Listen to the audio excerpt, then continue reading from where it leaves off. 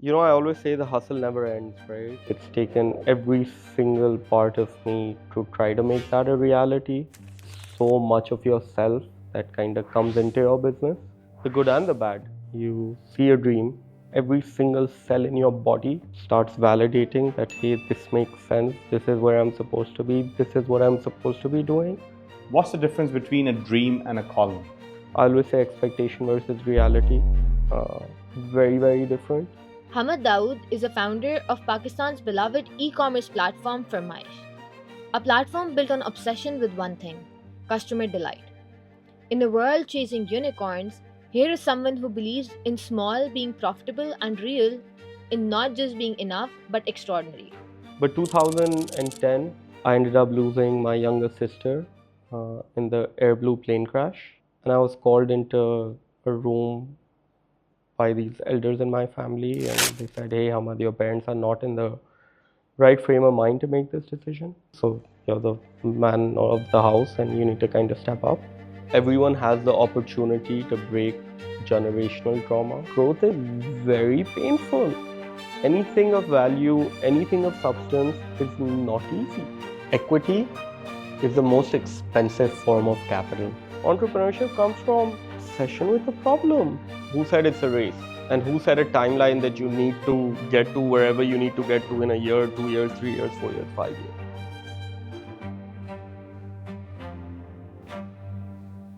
Apart from that, our team puts in a lot of heart into making these conversations happen. Your like, subscribe, and share would mean the world to us, as it will help us bringing in more valuable conversations like these. Thank you for your support. Hamad Dawood, thank you so much for joining me today. What does Hamad means anyway? Good question. So it originates from the word hamd, which means Allah ki tarif. And I think all variations of Hamad, Hamad, Hamid, I assume are from Hamd. But I thought maybe my parents thought I was going to be a little bit different. So they named me this name, which is not very common. Yes, exactly, because I was calling you Hamad, Yeah. and then you just corrected me to be Hamad, and it's a learning for me as well. I don't think I've ever came across this name. Really? No. So I think the airport in Qatar is named after some sheikh called Hamad. So that's the only reference, the famous reference I have in life. There you go. You are correcting me on that as well. I've always thought it was Hamad Yeah. International I Airport. don't know. I don't know. I don't know how he pronounces it, but Okay. as far as I understand, It's Hamad. it's Hamad. Wow, must check it out. So, how is life? What's been happening? Oh, life is mashallah, alhamdulillah. Life is good. I always say the hustle never ends, right? So you you see a dream, and then I feel like it's taken every single part of me to try to make that a reality. Uh, so, and it's just what an incredible journey, right? It's such an incredible journey where you're trying to learn about yourself, and I think learning about the self is incredibly important because sure, I'm building a startup and I'm doing these things, but weirdly enough, what I've realized is there's so much of yourself that kind of comes into your business, right? The good and the bad, right? So, really working on the self, while we try very, very hard to make a difference in people's lives. And when I mean people, I say, hey, the customers that we choose to serve, the suppliers that we choose to partner with, the people that then come and help us build this entire thing. And that's always tricky. That's I think the tough challenge. You mentioned something that a dream. What's the difference between a dream and a calling, in your opinion? Hmm. It's a very good question. I don't know. I think we dream, right? I don't get the number of dreams I've kind of thought about. But I think when there's a level of resonance between what you're doing and where you're going, right? And I think more and more your every single cell in your body starts validating that, hey, this makes sense. This is where I'm supposed to be. This is what I'm supposed to be doing. Uh, so I think when just all of you feels at peace and it just makes sense, uh, it's not theoretical, it's more real. That's maybe my interpretation of the difference. So can you get to that level without the hustle? Oh, I don't think so. I don't think so, right? Because, like I said, hey, maybe I've seen 1,000 dreams in my life, right? At one point, I want to be a private equity, like large investor. At one point, I wanted to, make a big motorcycle company. When I was a child, I want to be Richie Rich, right? So, like, I think we dream, right? And you chase them because, with a dream, there's so much that you don't know, you don't understand. Uh, and you try to chase them, and maybe you kind of experience a little bit, right? And I always say expectation versus reality, uh, very, very different. So, yeah, uh, and you poke around and you travel different paths, and eventually, I hope you can land to what we call the calling. This makes sense. This is where I want to be, and this is where I want to continue. So bring us back to the beginning, if you can, as far back as the beginning of what shaped Hamad to become who he is today. So Oh, what wow. was it like? Okay. So if we go all the way back to the beginning, I was born in Lahore, uh, and went to HSN. And I think Lahore was just very, very good to us. It was a very small life, so hey, we used to go to school, come back, and play, right? And it was a really, really nice time, I think, to just be a kid because we didn't have the safety issues. We didn't have this. Like, I could literally ride my bike for 2, 3 hours without my parents ever wondering what was going on or where I was. And then, I don't know, my parents always said, like, I'd always go and find like friends who were like much older than me, right? So when I was like 5, 6 years old, my best friends were like 25 years old, and then my mom always says, hey, I even wore like shoes that were too big for me. I don't know what was going on over there. But Lahore was, a very, very simple life. And then we moved to Karachi when I was 12 years old. And I went to the American school over here, and that was quite a shock, because it's like HSN, which is all boys, and all of a sudden they're girls, and then they're foreign girls, and you're like, okay, hey, what's happening over here? And it was a little bit of a different world, right? Uh, Different mentality, different thought. Uh, you didn't have a uniform, right? And you were interacting with people from different parts of the world, right? Speaking different languages. So here in Karachi? Yeah, in Karachi, Okay. right? But then American school was its own small bubble. Like the entire school was like 250 people. Uh, but I think in all these, like, Lahore, Karachi, like, one of my favorite things to do uh, was go to the market, right? So I remember when we used to live in Lahore, we used to visit Karachi, and I used to go to my dadi's house. She used to give me a little bit of money and her driver and car. It's like, go. So I, first thing, landed in Karachi, I've gotten a little bit of money, and now I'm gonna go to Sadr, right? And if I was into kites, I'd be buying kites, and if I was like into cricket, then I'm buying cricket bats and balls, and if I'm into video games, uh, and I loved that, right? I loved going into the market, what's going on, looking at these products, uh, and then even in school that kind of continued, right? Where I was responsible for throwing like these parties, so now I'm going into the market and getting a light guy to like rent lights off him. So that was part of it. And then obviously I grew up. So our family businesses, we've been making Yamaha motorcycles. My grandfather set up a joint venture with Yamaha, and my father would take me, to work to the factories, and it was just awesome. You go and you're a little child and these big machines, and we work with the Japanese very closely, right?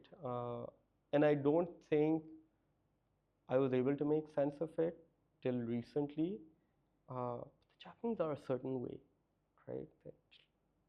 Punctuality, professionalism, discipline, quality. It is about quality, right? So I think growing up in that, environment, and it's so subliminal, but you're just picking up these cues, right? You're picking up these cues, and perhaps that's where part of my obsession with quality comes from. And then, yeah, life was, even I think simple. And I don't know, maybe it's the Aquarian in me, but I always want to do something for the world, you know. But 2010, I think, when things significantly changed. Uh, so that was uh, where I ended up losing my younger sister in the Air Blue plane crash that happened in Islamabad. Uh, and sometimes I just say, like, there are these moments in life that life throws at you, uh, and perhaps you're never the same. Uh, so for me, it was, obviously experiencing this and seeing my entire family kind of go through this. Uh, so my parents, my sister was like 6 months pregnant, uh, and I was 20 years old, right? Uh, and I was called into a room by these elders in my family, and they said, "Hey, Hamad, your parents are not in the right frame of mind to make this decision. Some decisions, so you're the man of the house, and you need to kind of step up." So I maybe took a minute to myself, and then I was like, okay, machine mode. Let's disassociate and figure out what happens. But it's really, really interesting, I think, what happened in this process, right? Because I think I disassociated, and Pakistan is experiencing this like trauma, right? Because it's not only us, it's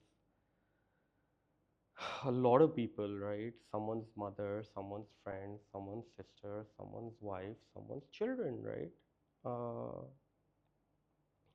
And I always kind of like to explain it, which is, if life is this like super highway and it's hyper speed and you just well lit up and you're kind of this little atom that just separates from reality.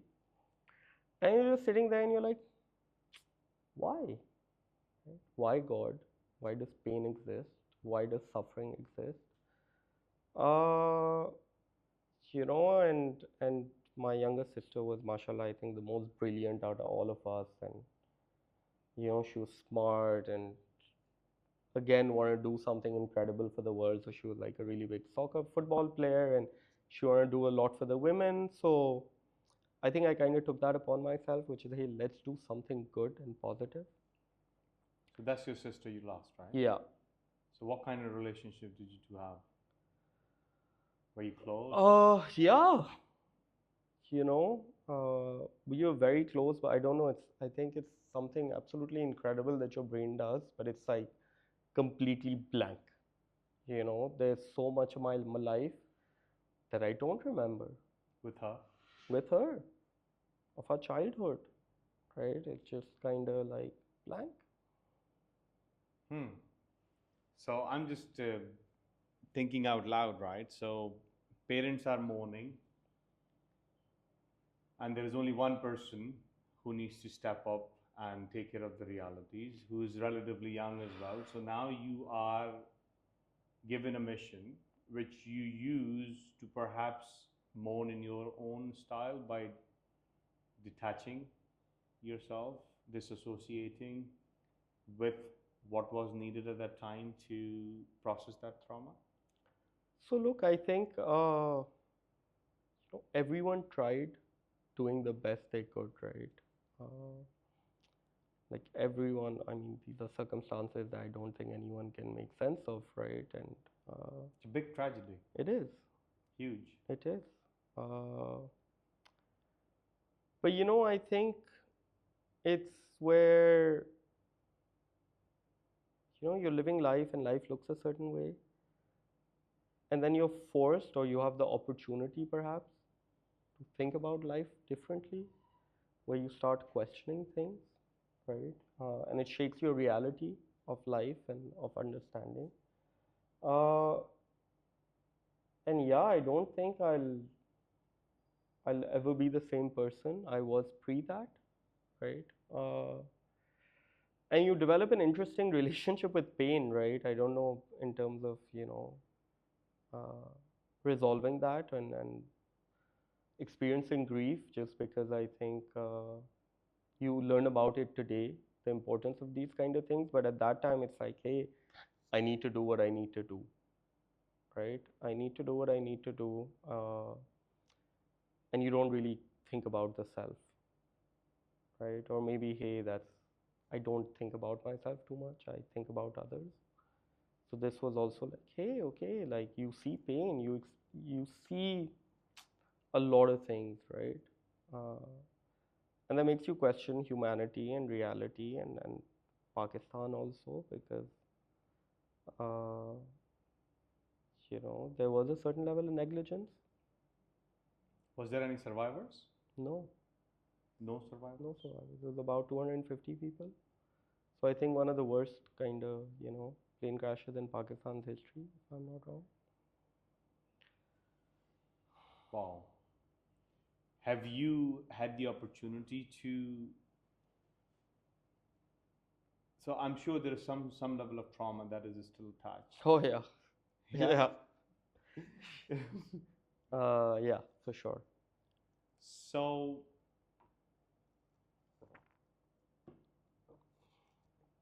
do you think um, that needs resolving? No, absolutely, absolutely. And I think, look, like, I mean, and I'm understanding and learning more and more about trauma. It's like all of us have trauma. Uh, Indeed. and there's generational trauma we're holding from God knows how many generations. Everyone has the opportunity to break generational trauma. So there's generational trauma, then there's that your life trauma. So and it shows up in all these different ways. Uh, but you need to meet it. You need to meet it. You need to understand it. I think to be able to become more version of yourself, right? So it's a constant ongoing process, I feel. You just reminded me of something. So this is a very intelligent thought process. Recently, I was having this conversation with the family members where the go-to in South Asian family dynamics is that you would die for your family members, right? Mm. And you would just literally do anything. You will take the shirt off your back and you will sacrifice. And we glorify these sacrifices as if it's just a badge to wear, right? What we are doing when we take this approach is we are denying ourselves so much that we end up with a lot of resent. And by the time we come to the realization of that resent, it's too late that we can't even go back and fix it. And now we are close to the time of the exit from this world, right? So I was having this conversation with my family members and I said the same thing. I said, I have not a shadow of a doubt that you will give your life for your children. But my bigger question is, would you heal for your children? So I love this. I love that you said this, and so firstly, I would say. So you asked, would you die for your children, or would you Would you heal for your children? Because everybody's ready to do these big sacrifices for and the for other? for their children and like do all of that. But But you know what? I'll sorry to interrupt. It's like, hey, are you willing to heal for yourself? That's even a bigger question. right? Because hey, you can't pour out of an empty cup, right? And even when we talk about this, so this is actually very interesting and it's something I keep thinking about. So my uncle always used to say this, okay? So, and I think this, South Asian, perhaps even the Eastern culture. So if we look at the difference between the Eastern and the Western culture, right? And if you had a pyramid of hierarchies, so Eastern culture is hey, society, friends and family, and then me, the self. Okay. Uh, and then if you think about the Western culture, it's the complete opposite. It's me, friends and family, and then society. Right. Having lived in both for a decent amount of time, I wouldn't argue, hey, one is better than the other. I think it's hey, trying to find a balance. But you can't abandon the self, right? Regardless of what happens, I think, you know, looking after the self. And we're taught and we're conditioned, hey, sacrifice yourself, sacrifice for the sake of this and that and this. And what ends up happening is you keep sacrificing and you reach a certain stage in life, you're like, what did I sacrifice for? Right?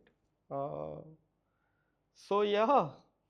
Selflessness is often mistaken for,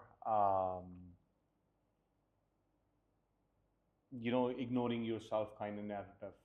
Hmm.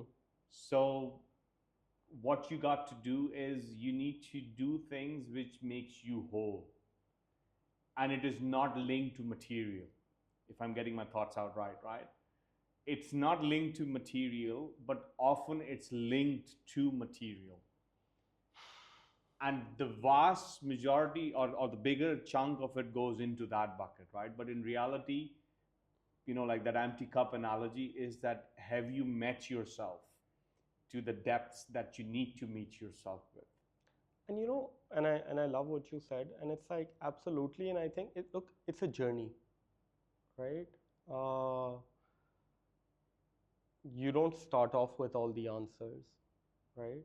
And then the world keeps throwing things. Hey, like people are trying to make sense of the world, and people are trying to tell you what to do, and you Too know, much noise. there's so much noise, right? And you're like, okay, chalo, theek hai.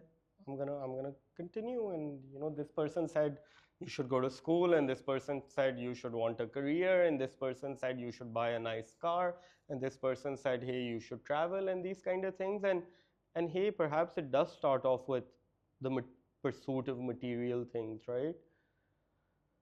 Uh, and then I don't know, there's this beautiful quote once which was, hey, tears in mansions and laughters in the street, right? Uh, some people perhaps are able to get it, and some people need to go on that pursuit of material, and maybe that's where life is for them. And maybe, hey, there's some who go pursue the material and then realize, you know what, It not wasn't enough, all that. not enough, right? So, I think these journeys aren't linear, and absolutely, hey, to what level do you want to meet yourself? And then how uncomfortable are you willing to be? Right? What's the Because price you're willing what's to the pay? price you're willing to pay? Because we talk about growth and growth mindset, and everyone's talking about growth, growth, growth, growth, growth, but very few people say, hey, growth is very painful. It is very uncomfortable, right? Are you willing? And you think like, Can you afford it? can you? Right? Can you Can afford you? And then, hey, maybe there's no light at the end of the tunnel, right? Or it's so far you can't see it. Do you want to keep going? Yeah, yeah, Right? yeah. So yeah, I think, but that's anything in life, right? Anything of value, anything of substance is not easy, right? I don't know why the world tries to convince us otherwise, but And I think, this is a very common narrative that gets discussed, that the real excitement or the beauty is in the process or a journey, mm, not at the pinnacle when you have attained something, right? So, connecting what we just talked about, what's coming to mind is there is an intrinsic motivation and then there is extrinsic motivation.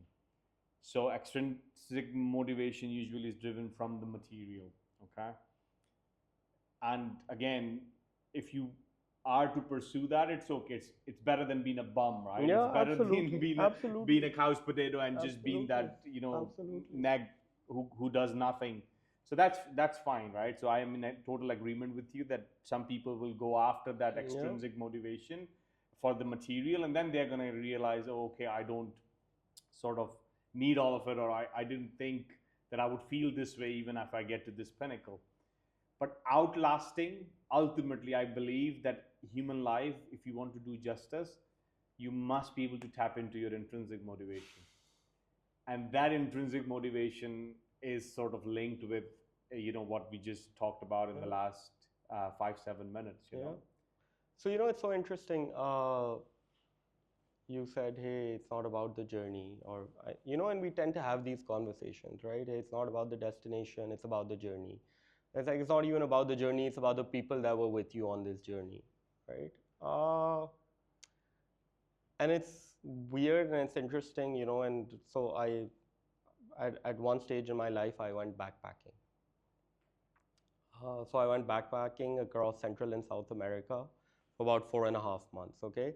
And I don't know why I got into the obsession of hiking volcanoes, okay? Uh, and I climbed one volcano with like a group of friends and then another one. And then for some reason, I was in Ecuador and someone tells me, hey, there's this volcano and you can climb it by yourself. Okay, it's doable solo. And I'm not like a professional hiker. I'm not perhaps the most fittest person on the planet or any of those, right? I said, okay, whatever. Let's climb it. Let's see what happens. So it's 6 in the morning. I wake up. You go to this place. I did my research, whatever I could. And then there's this trolleys and they kind of take you to the summit and now you're at a certain feet and it was like a 5 hour hike to the top and then like 3 hours back. Okay, so I start. Uh, and I'm walking and I'm walking and I'm walking. And it's so amazing the role your brain is now playing, right? Because after a while, okay, you're a little bit tired, but it's like, why are you doing this? Right? Why this madness? Why are you doing this?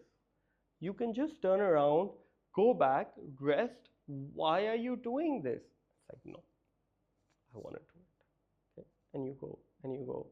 And you're thinking of giving up, right? And then, hey, someone's coming down. And they're like, hey, how's it going? And it's like, oh, okay. And they're like, hey, you must be tired. Here, I have an apple. You want to take a break and, eat this apple with me? Random person, no idea. It's like, sure. And I was like, how was it? It's like, hey, you should definitely do it. It's like, okay, chalo, right? Continue, continue. Now you're alone. They're like these weird markers, and there's no good reason for why I'm doing it. And my brain is trying to convince me at every single step, stop. Okay, so I continue, I'm continuing. Now I'm like 3.5, 4 hours in, and now all of a sudden the terrain changes, right? And now it's like, hey, there's volcanic sand, okay? And then again, you're like, why am I doing this? And you start taking a couple of steps, and literally it's like you take one step and you're going to slide down three, right? But whatever, one way or another, and you try and you go and you grab onto something, and sometimes you grab onto something and that thing breaks. So, one way or another, you've kind of gotten here. Okay, now there's another 40-minute hike, which is now volcanic rock. Okay, at this point, I'm just like, good one, Hamad. You got so close. But it's like, hey, I want to get to the top, right? And these two people just out of nowhere show up. Okay, out of nowhere. Hey, what are you doing? Nothing. Hey, these guys end up being like some like national climbers, right? Who do this for fun. I see. Like they just wake up one morning and say, hey, let's go climb a volcano, right? And I told them, hey, I've never done this. They're like, hey, don't worry, we got you, right? And literally, because these guys have done it, and they told me, hey, Hamad, you put your foot here and this and this, and we'll tell you and this. And I don't know how long it took, but yeah, I finally reached the top. Okay. And you know, the funny thing, it was so cloudy that I couldn't see anything around me. You know, it's like, hey, you get to the top and it's like you see this incredible view and you're taken back. You're like, wow, but no, it was cloudy. I could not see a thing. Okay, it was this little like kind of plateau. There's like 3 other people there. There's a hawk there, and there's just one sign that says 5,500 meters. Right, I did that. Right. So in that, whatever, 7, 8 hours, you kind of experience all of life, right? Where, yes, it truly wasn't about summiting, but you met some awesome people along the way. And you know what? Anytime, hey, I'm not feeling good, it's like I did that, right? Surely I can get out of this. Interesting perspective, I think And perhaps that kind of answers your extrinsic to intrinsic, and I don't know what was playing, but I was like, I'm going to do this. and this is so beautiful that you just talked about it. And even when you reach to the top, and someone may have experienced that beautiful view, you might take away something totally different.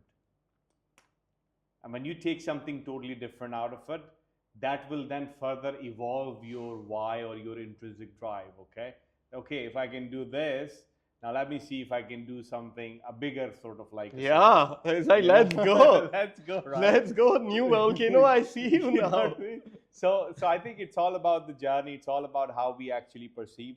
You touched on something which I'm a big fan of. Most of our priming is done by what we are surrounded with, and especially as we are growing up.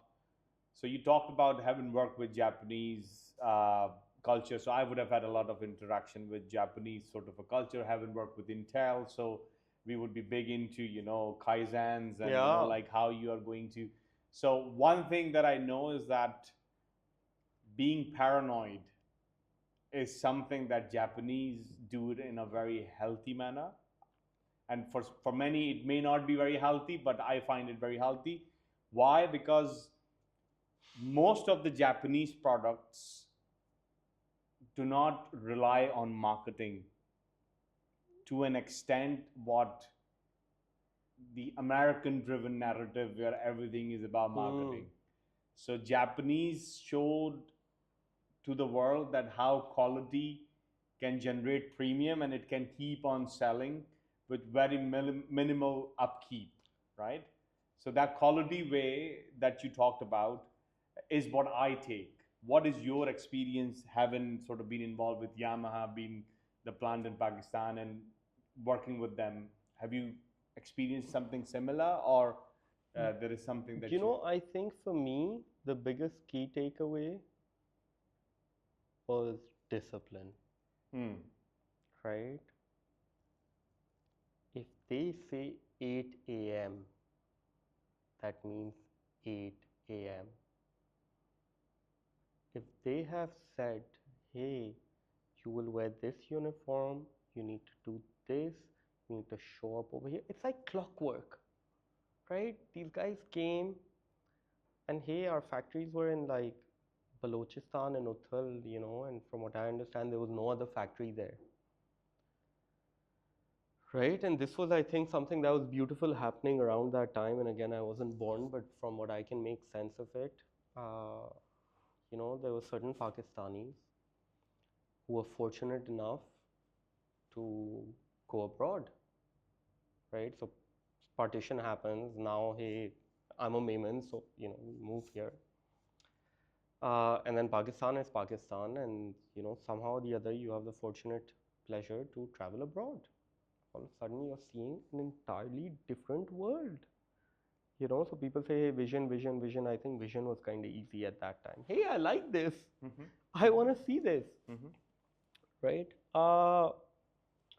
And they came back to Pakistan with an idea and drive and motivation. Uh, but obviously, and I always say, hey, you can't do anything alone in life, right? So there's a very, very beautiful symbiotic relationship between these few people with ideas and Pakistanis, right? And it's like, hey, we want to go there. Do you want to come with us, right?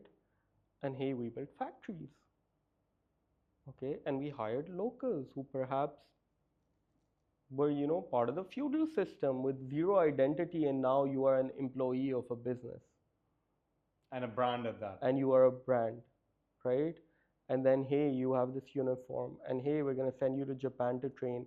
But it didn't stop there, right? Hey, we made houses for them, we made schools for their children.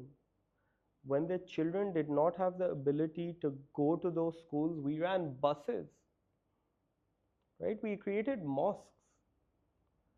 So there was this idea which is, hey, let's build together, right? And there was this idea which I really love, which is, hey, every generation has to sacrifice for the next. So let's sacrifice so that our next generation can be better off, right? So sorry, I went off on a little bit of a tangent. But I think it's so beautiful that you touched on it, because this particular point that you talked about is our innate desire to continue the collective consciousness of human existence. Yeah. Right? That sort of like voice that you hear is what is truly the continuity of humanity as a species, as a race. And that's what our differentiating factor is. No, absolutely. And it's such a different view of business then compared to now, right? Like today it feels like dog eat dog world.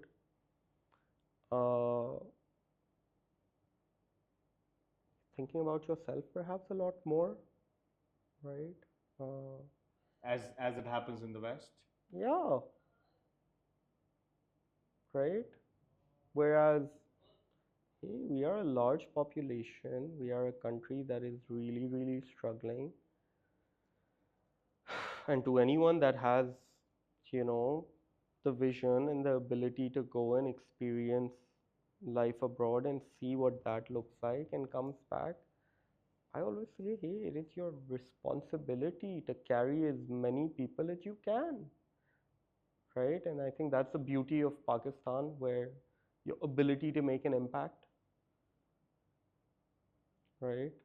It's so large. And with so many problems. It's so large. But I think like, yes, problems, and we can keep talking about those problems, but it's, I don't know. And we talked about, motivation and these kind of things. And it's like, hey, what do you want out of life, right? Is it, hey, me, or I want to do something more in life, right? I want to make a difference. Bigger than myself. Bigger than me. Life is, hey, a lot more than just about myself, right? Then it's like, oh my God, Pakistan is an amazing place, because your ability to make a difference in people's lives is exponential, right? If you can take one person, who's perhaps not so educated, right, and train them and give them a job and help them build their way up, where tomorrow they can go and they can send their kids to a better education. Think about it, like you have just changed the future of an entire generation. Yeah. Right? And sure, hey, you perhaps get these opportunities in other parts of the world, absolutely. I just feel like there's so much more that you can do over here. That's exactly what I meant when I said too many problems.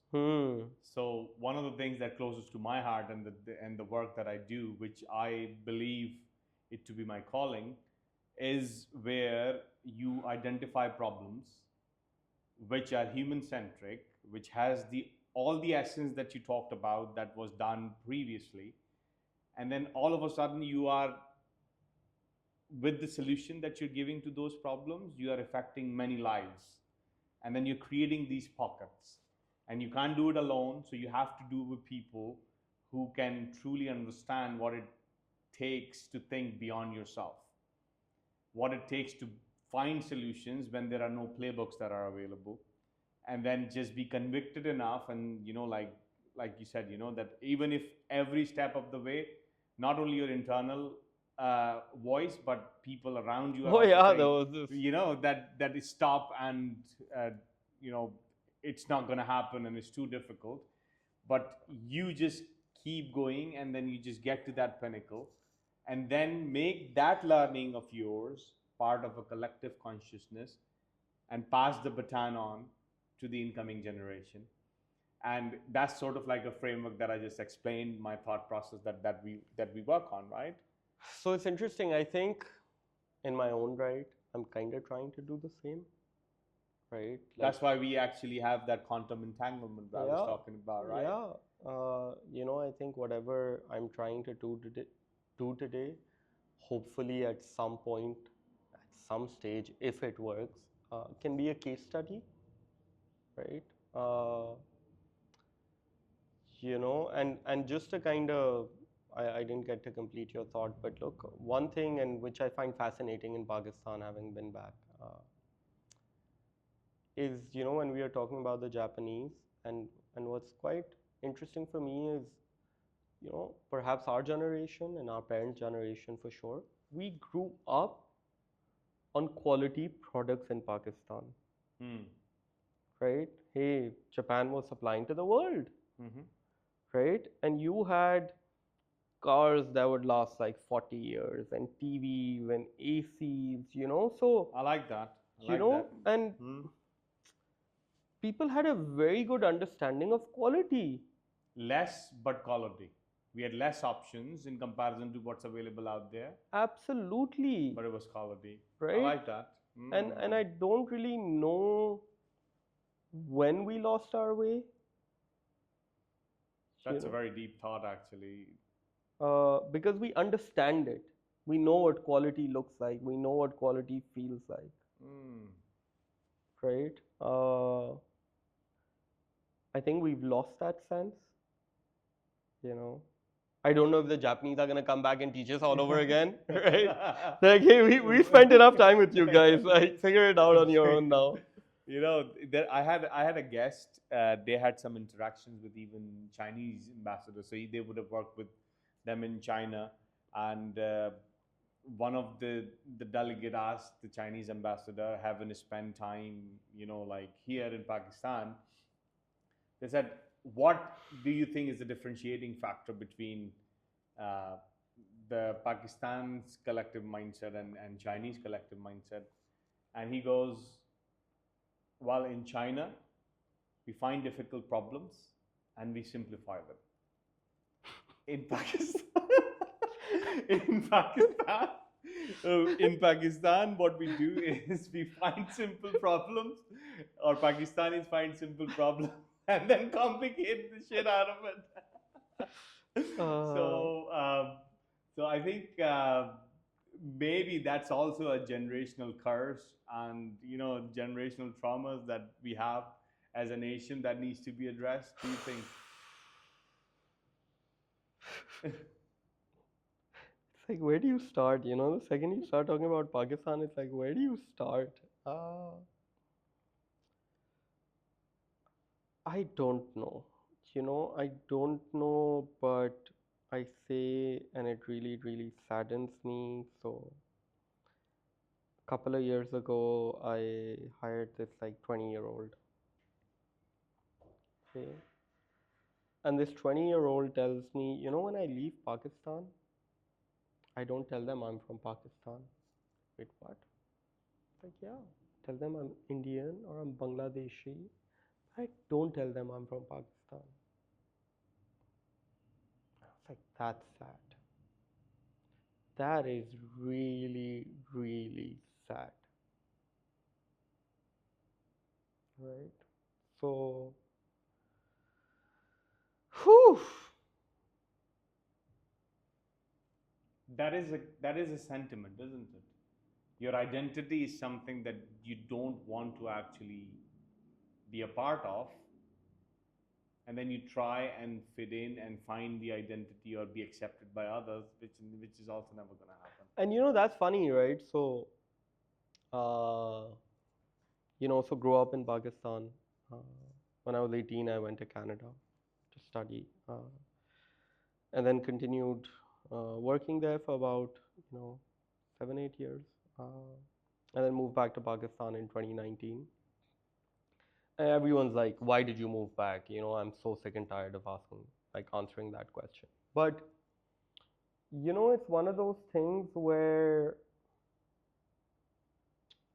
so in Canada, I was working at this one company, and the head office was like 4 hours from downtown Toronto, so it was like a 10,000 people small village. And when I used to go there, everyone looked at me. I was like the only Asian guy in that entire village, perhaps. And that was not a nice feeling, right? That was not a nice feeling. And,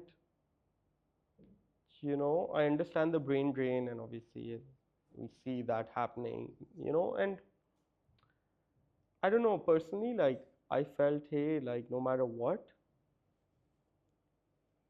I'm different, right? Number two, it's so hard to relate, right? It's so hard to relate because now I'm sitting at a lunch table with my colleagues, and someone's talking about, like, hey, their kid playing hockey, and someone's talking about something, and someone's talking about something, and I have two options. Either, hey, now in six people, I'm the only one who's just sitting, and I can't relate to a single thing and their childhood and the way they live their life and their understanding. Or I have to go and start now, following ice hockey and basketball just to kind of be able to fit in, Yeah, yeah, yeah. right? So I don't know. I didn't feel like I was one of them, you know? And then now I'm back in Pakistan and I'm like, I'm not sure I belong here. yeah, where do I belong, right? Oh. Yes, yes, yes. I think, you touched on something so profound. This is the exploration that one needs to do. So I often talk about it that if you happen to go abroad, let's say that you get lucky, because you can't bring 250 million, out of this country, right? If you happen to experience it, you may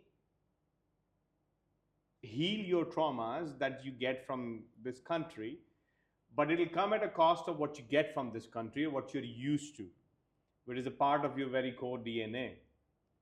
And in order for you to get to that level of belonging, because us human beings are social creatures, Yeah. right? So we are hardwired for connection. So you will get to that level and you will realize that, okay, what do I do now? What's next, right? And then somehow a lot of people compromise because they are happy to pay the price of not finding that sort of, core desire or core need of being a human.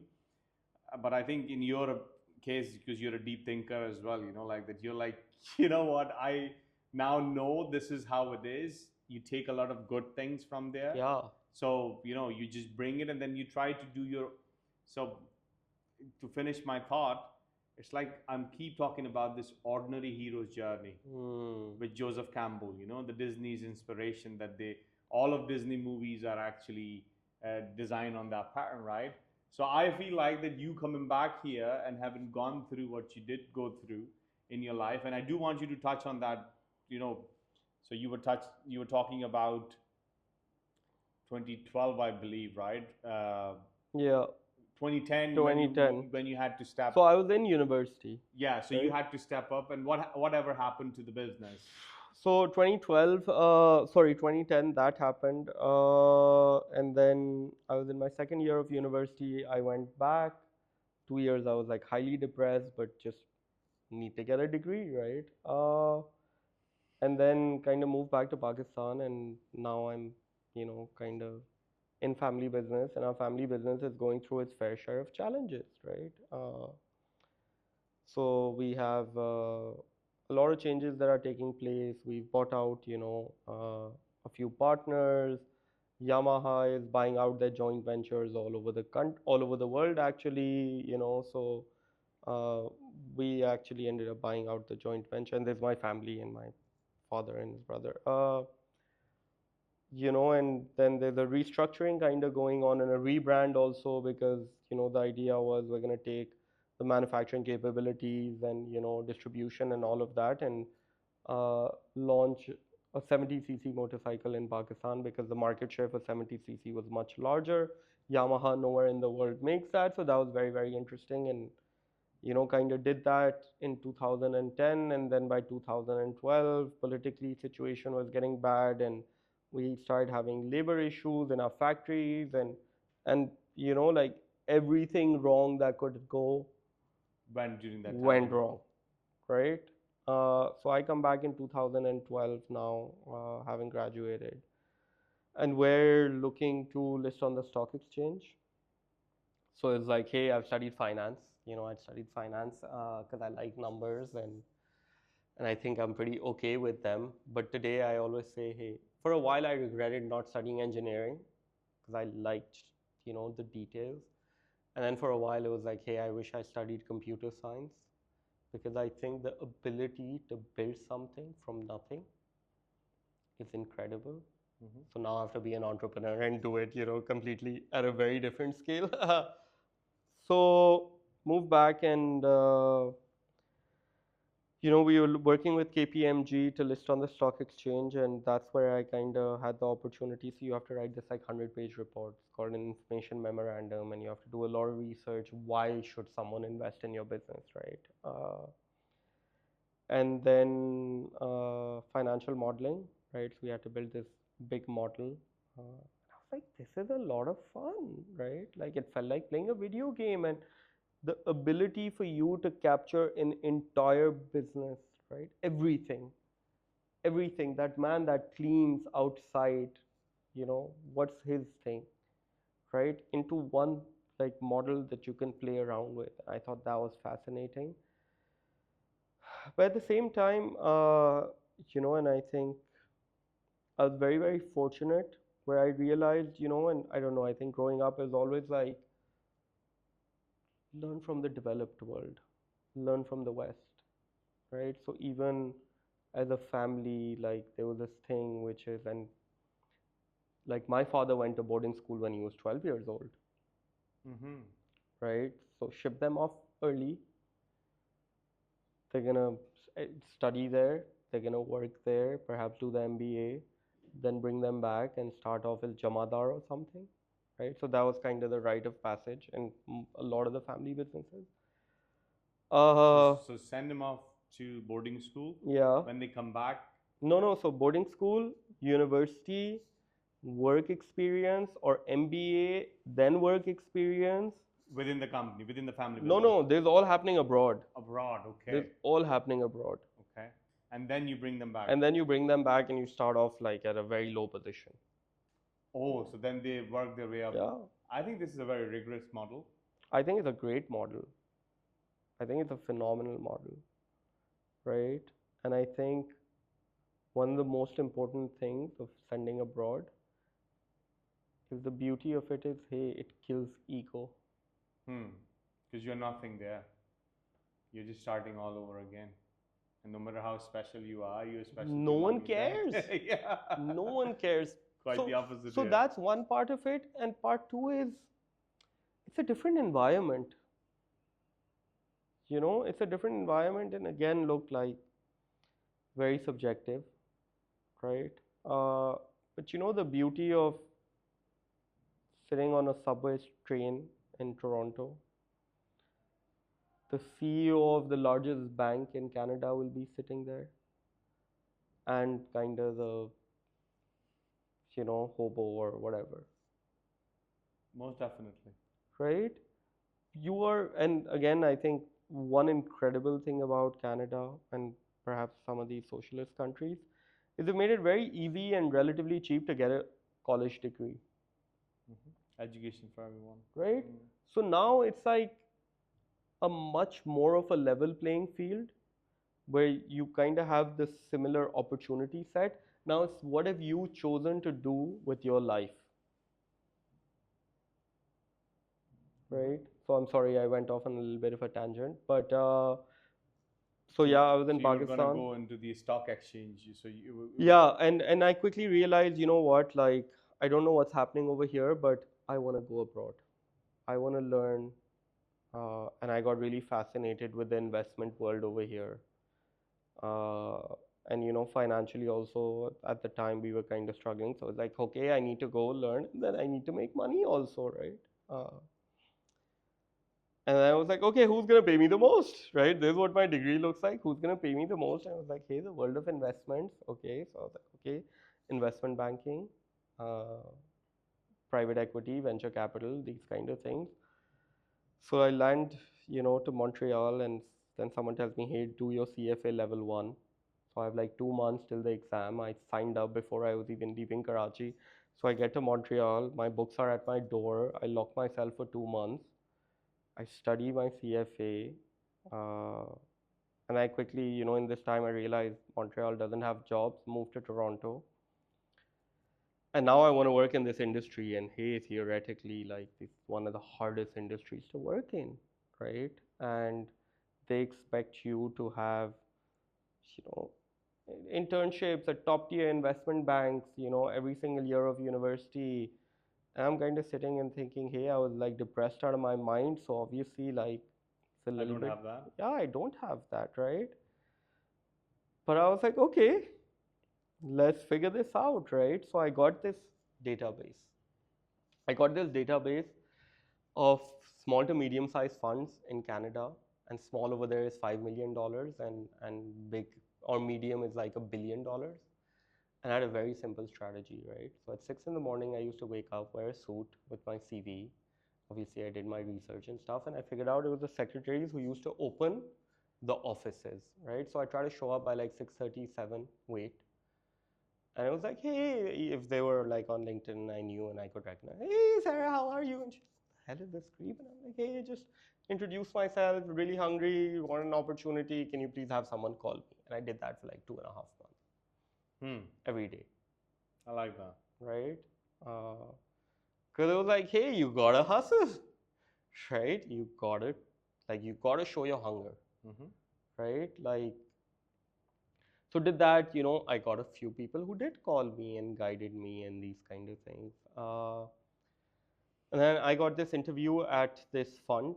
So they were a venture capital growth equity fund that only invested in the water sector. And I was like, oh wow, the whole investment thesis was there's going to be a point in time where water is going to be more valuable than oil and gold combined, the most scarce resource on the planet, and we want to make a difference. And I was like, hey, I want to make a difference in the world too. Amazing, right? So I locked myself up, and for a week, like I stalked them as much as I could, right? And this is what I say, like I'm very, very anal, I would say, when it comes to interview prep in Pakistan, because the number of people who have reached out for an opportunity and they don't even know what I do, right? And here I am locking myself for a week. Hey, I knew every single person and the entire journey who worked in the company. They had about 7, 8, 10 portfolio companies. I went and I knew every single portfolio company, what they did. They had 100 to 200 page blogs and reports. I made notes on every single one, Beautiful. right? So I was like, hey, I want this. And I walk into my interview, and there's one guy, Sam, 6'4", redhead, and him I know because. And there's another guy, Eric. I have no idea who he is. I'm like, shit, how did this happen? How did I miss this, right? Funny enough, he had joined like a week before in the company and they didn't upload it. And I think it was like within like 10, 15 minutes, like, because it was for a research intern job. Within 10 minutes, this guy, they were like, okay, I think he knows what he's talking about, right? But we finally ended up talking about toilet paper. I was like, let me tell you the difference between a $1 and a $5 toilet paper, and it has to do with, the single ply versus three ply. And I ended up saying, hey, trust me, go with the $5. Your assets will thank you one day. uh, and that was it. And I think that's kind of where my career in Canada started. Uh, and yeah, it's really, really like long, and I can keep talking about it. But if I were to summarize, right? Because I always say, hey, what are the most important things you learn, right? So I spent about 7 years working over there. Uh, Worked at the fund, then joined one of the portfolio companies who had just raised capital and wanted to grow, and then worked back at the fund again, right? So, uh, key learnings. Number one, the portfolio company I worked with, they were experienced entrepreneurs who had spent 20 years building this beautiful business. And now they've taken on growth capital to grow. The number of mistakes I experienced, right? Because there's investor pressure to say you need to grow, and there's money in the bank, right? And they're in their 50s now, right? And I don't know why there's this obsession with reputations. You need to hire smart people, hire from these top companies. You need to do this. And we did. We hired them because we could pay them now, right?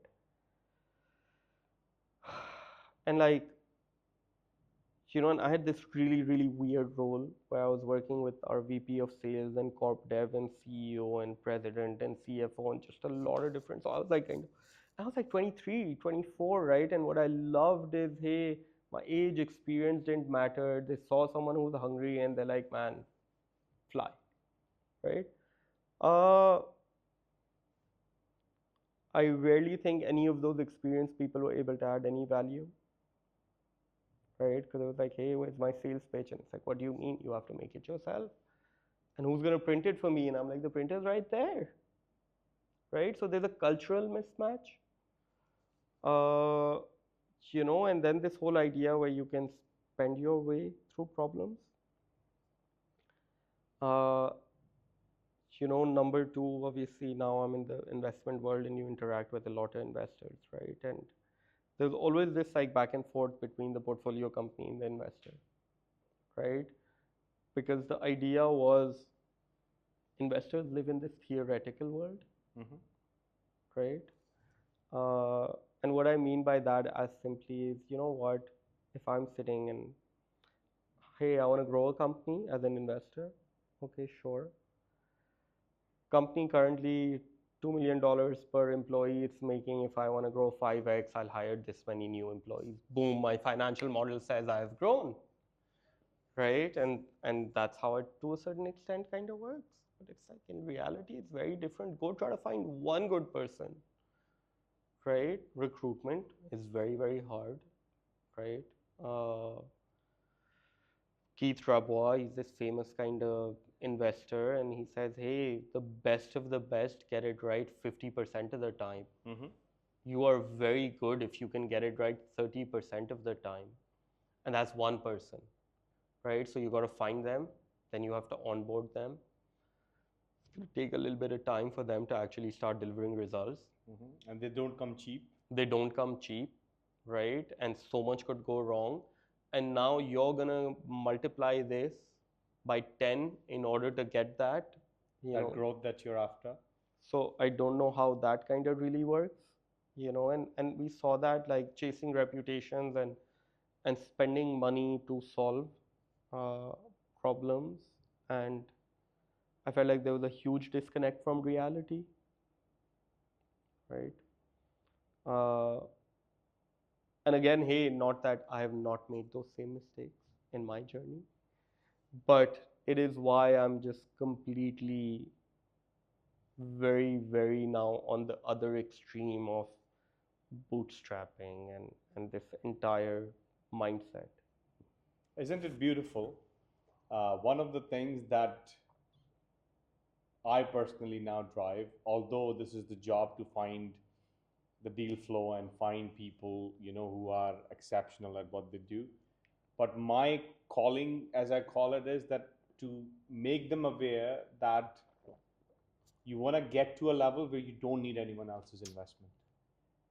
So the So easy. coming from you and your experiences of private equity, it means a lot, and I'm totally in an agreement with you that if you can crack the nut in a way that in a sustainable manner, get to that stage where you truly understand before you even consider the external capital as an option, right?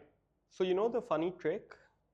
So we were like, when I rejoined them in 2016, we were about like a $400 million fund, right? And as a fund, it kind of grown and mature because early it was like venture capital, again only in the water sector, and it's like, hey, it takes too long to make money, so then it's like, let's do growth equity, and it was like, okay, hey, that also is a little bit tricky, let's do private equity, very fragmented market, and now we have enough deal flow and knowledge about the market where we can do like this, and there was the IoT revolution taking place, so we can combine software, existing businesses, all of this, right? But the funny thing was, we rarely ever wanted to invest in businesses that wanted our money. My job was to find companies who didn't want our money, right? And if you go and speak to the best investors, That's what they do.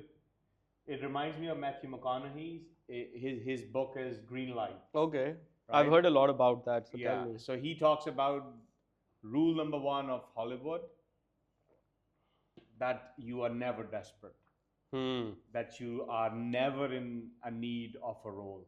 He said, even when I was sleeping on the couches, when you go and you talk to people, you never, and it's the same in venture capital, or like in the growth capital space, is that a lot of founders don't have that basic understanding, right? That they think that they need to convince the investors, rather it's their job to go and find a superstar to be, or someone who's actually already shown that early signals that this is going to be something. And that, and also my boss always used to say this, and I don't know if a lot of people understand this, or I'm sure the finance people will appreciate it. Equity is the most expensive form of capital,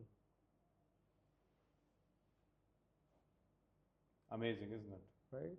He always said, hey, like, everyone's chasing equity. It is the most expensive form of capital, right? And you give up so much. You give up so much, right? Like your business is your baby, Mm-hmm. right? And I always say, hey, now you've given ownership of this baby to someone else. Mm-hmm. Okay. For just money, while it has taken your energies and your time and your heart to build it, and now you are making a trade-off with just money.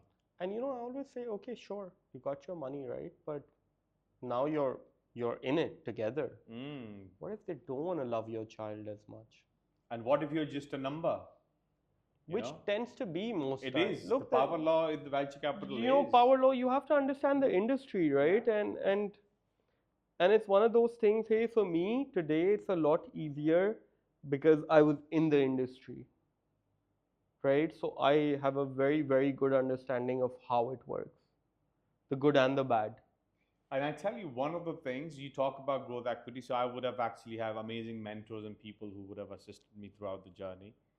One of the things that they would have actually discussed, and I don't like this, but this is how it happens. You are a founder. You have been given the early stage sort of an investment. The minute they know that you are at this stage where they can now look at the liquidity of your baby per se, or something that you're passionate about, they're going to just scan you top to bottom and see that if this guy or this girl is ready to bring this business to that liquidity, or if they are ready to just bring it to the next level, because it looks very different at different stages. So all of a sudden, something that you build, if you are not in that mindset from day dot, that what we talk about founder mode, very quickly you're going to be replaced with someone else who can actually run with it, right?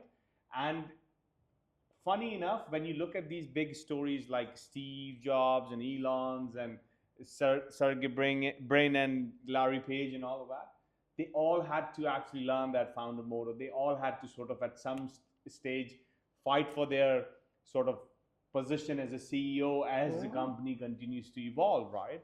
So again, going back to the point that if you do not know the rules of the game and you start playing the game, then how well have you prepared yourself to give yourself a fighting chance, right, or a winning chance? What do you and think and around and that? and and, and look, you, I think absolutely, right? Hey, at the end of the day, imagine like me and you are playing a game today. I don't know, I barely know any of the rules,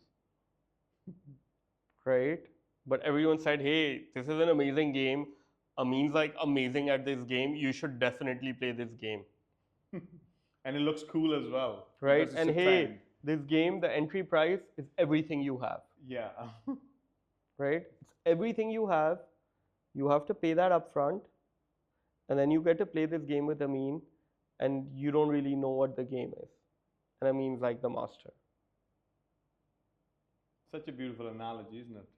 right? Scary. And I tell you what, right? I find that people have the confusion between being entrepreneurial slash being entrepreneurs and the startup ecosystem. So I'm so glad you brought that up. This is I'm the biggest. I'm so glad because it's like, what is a startup?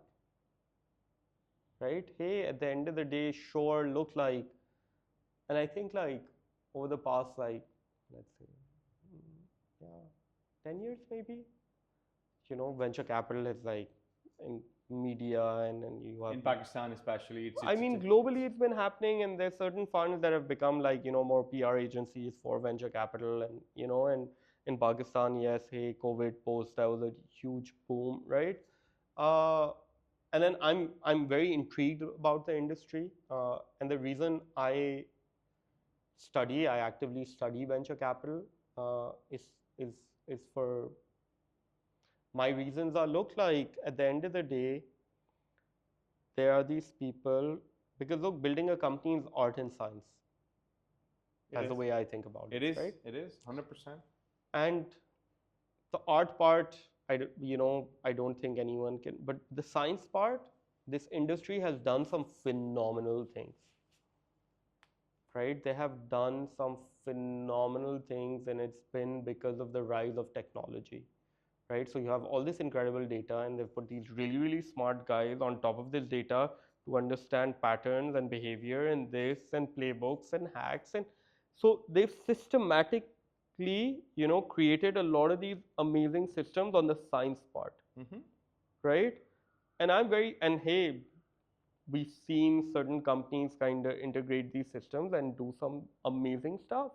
So I'm always curious to learn about that, right? Okay, how are they able to take conventionally, an X type of business, but then 10x it, right? And yes, capital is playing a part, but sometimes, hey, you have companies who aren't kind of, playing on that capital, right? So I think that's the beauty of venture capital that absolutely needs to be studied. But I think also over the years, the industry has been bastardized a lot as well, right? There's been a lot of bastardization of the industry. And the reason I say this is because I don't know how we went from, so John Doerr of Kleiner Perkins, first check in Amazon, maybe even Google, his definition of an entrepreneur was someone who does more than anyone thought was possible with less than Resource. anyone thought was possible, Yeah. right? To, hey, I need to raise funding so I can go blitzscale and I can do X, Y, and Z, and I can IPO and I can exit in 7 years, right? So how did entrepreneurship go from here to this? How did a startup go from, hey, you're not a real company if you're not able to go raise X many rounds in X many years and IPO in 7 years? Like, who decided that? I think you touched on such something so beautiful and close to my heart anyway.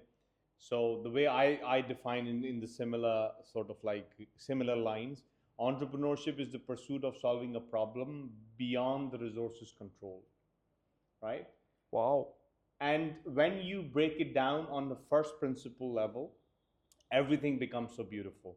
So you talk about venture capital. It's mid 40s, right? We're talking about 50s when the venture capital started to be a thing.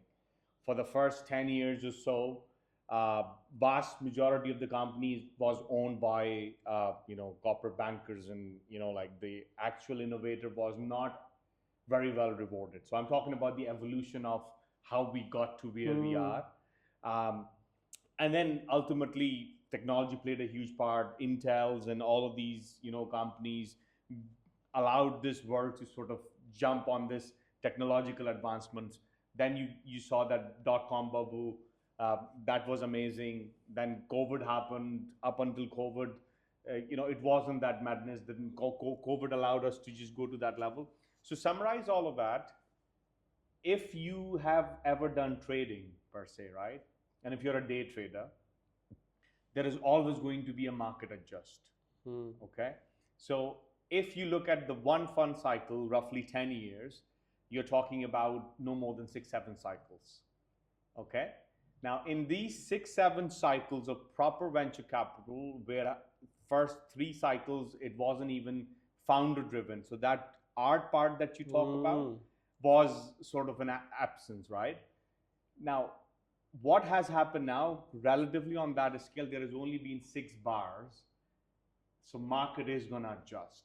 So it wasn't sustainable where all of this glam and taking photos and millions and billions being raised, and like it was not, in my opinion, was never going to be a sustainable thing. So it has to go back to where that it started, where the true innovation was driven by John Doerr, you mentioned. uh, i have I have a huge amount of respect for what John Doerr has done, for two reasons. He's an ex Intel as well. Yeah.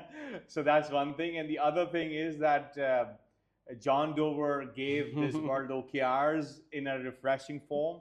And I sort of didn't know about John Dover, but when I firsthand experienced OKRs, and I Yeah. thought it's more than a management tool, Yeah. rather to me, it's a philosophy.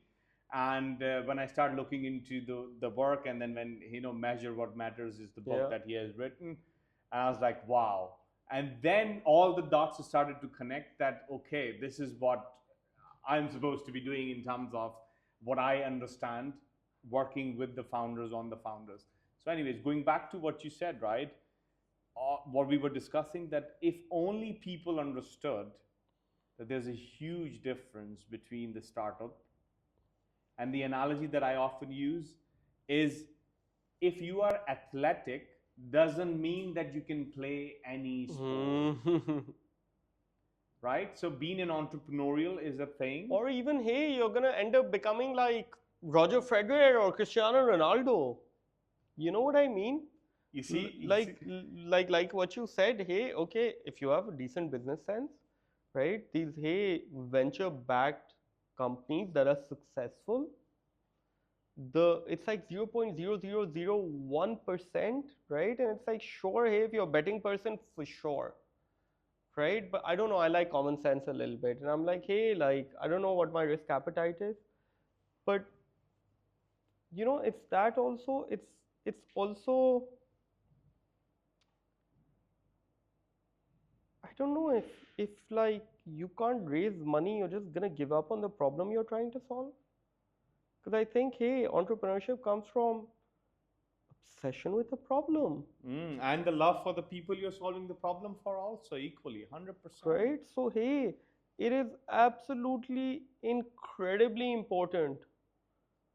Where do you love this goddamn problem? And to a certain extent, the journey is, what the hell are you willing to give up for this? And it will test you. Oh, Oh my God, to your core. it will test you literally. You know what I mean? Like, you I do. understand that, right? So and this is more than just, hey, about making money, right? Because like I said, it shapes you as much as you shape it. I want to talk about what you're doing, and we started off that how you're doing it. So, Farmaish, that you're bootstrapping and you have gone through the trenches and you have chosen this path. I think more incredible stories has to come out for the upcoming wave of entrepreneurs to understand that there is more than one path Yeah. to build your business. Know the rules. But what I find, and it's no disrespect to an individual, rather a collective consciousness, once again, in our Pakistan's startup ecosystem, is that even on the policy level, even on the support level for this startup ecosystem, people don't understand the differentiation of what game are you prepping them for. So the people who are training you to be the next Ronaldo, because these are the benchmarks, have have been playing gully danda, right? Yeah. So I'm not disrespecting an individual. That's also a sport in itself, and it is within the business slash startup realm, but it is not that particular game. It's not soccer or it's not rugby, right? So there are different flavors and different sports within the startup ecosystem that people need to understand, because each one of them have their own supporting mechanisms. So often I find that young kids start a startup which falls into a category of SME. And an SME, even if it's a digital agency, even if it's just consultancy, or even if it's a software house or whatever, right? There are a lot of help, and there are a lot of playbooks, and there is a lot of mandates that are instilled in the policy, and a lot of people are working on it. When you talk about a startup, it's generally when there is no playbook that's available. Now you have identified a unique problem, and now you are trying to sort of, not even, okay, even if it's not from scratch, even if it's done elsewhere, you still have to have certain level of innovation to localize that solution, rather just copy and just pasting it, right? There is, Absolutely. But I have one question, and I'm yeah, sorry I'm yeah, yeah. interrupting. The way you said it, and you're like, oh, you're an SME. What's wrong with being an SME? Nothing. This is what I'm saying, because Absolutely hey, nothing. when I was even on my journey, and it's been 5 years now, but in the beginning, it was like, hey, do you want to be a startup, or do you want this to be a lifestyle business? And at that time, like, wanting to say, hey, I want this to be a lifestyle business felt like, I don't know, like an insult, you know? And I don't know, I'm sorry, maybe it's my trauma where No, you you said, are hey, you are SME, absolutely and 100%. and it's like, what's wrong? Hey, like, in private equity in Canada, I'll tell you, like, and there's something we used to talk about. The most amazing businesses were the small, medium-sized businesses. They are, because they are ran by same people. Hey, That gives you repeatability. they are so beautiful, I mean, because it's like, hey, what is the purpose of life? Right? Do you work to live, or do you live to work? Right? But hey, you have these like incredible, small, medium-sized businesses doing, $1 million a year to 50, $100 million a year, 20, 30% EBITDA margins, profitable. Hey, they work from 9 to 5, they come home, weekends they go cottaging. They have enough, money to like do whatever, but because, and this is where I'll come back to, how much money do you need at the end of the day? What are you chasing at the end of the day? I am so glad that you mentioned this, because this is exactly what I'm trying founders to get to the realization at, that you don't have to chase this particular thing. Entrepreneurship and having, building a profit first sort of a business is a smart thing. Build a business, not a startup. Exactly, right? And when you build that, okay, and you have enough money, or if you have created that particular ecosystem where you don't have to worry about, then go and put the dent in the universe. Absolutely. Then go 0 to 1. Then you go and do this. But the only thing that I try to inculcate is that just in your intention, start with that you're going to do 0 to 1. So don't cap your imagination. Rather, you say that, okay, this is a stepping stone. I'm going to do it. And along the way, if I say that this is it for me, that's totally acceptable. We Yeah. all have our life to live. We all have the right to live our life to a maximum potential. That gets applied to a founder, right? Hence, founder first. But if you intend to do like a global sort of a problem, okay, and I tell you why I'm so driven about it, is very shortly, we will no longer have national problems. Hmm. And I'm talking about very quickly. It's already happening to an extent. Now, imagine this, you have a global problem, yet you have, like 190 odd countries in the world, but they are not on level playing field because they do not understand what it takes to solve the global problems. So now you have a team which needs to solve a problem, but you have a deficit in skills. So that becomes a big challenge. So what I say to, especially in the emerging markets, markets like Pakistan, is that you think global, then you act local, you think big, and you act small. And in that, you by design inculcate the sustainability element. And just because you have intent doesn't mean you have to do it. But then halfway through, if you say that I'm settled, I'm happy, no judgment, right? May I? Please, please, yeah. Sorry, I got excited a No, little no, bit. I'm glad you did. So, and again, maybe I would not have said this earlier, but the Hamad today, you say, you know what? Don't think, just go do it. Because we can continue to sit and we can think about global dreams and all of these things, and it is all theoretical, I like that. right? So the way I see it, and again, hey, entrepreneurship is, let's define a few things. Entrepreneurship, anyone who wants to start making money, business, whatever, however. Startup, just anyone that starts something new, right? So we have this little box, right? Just start,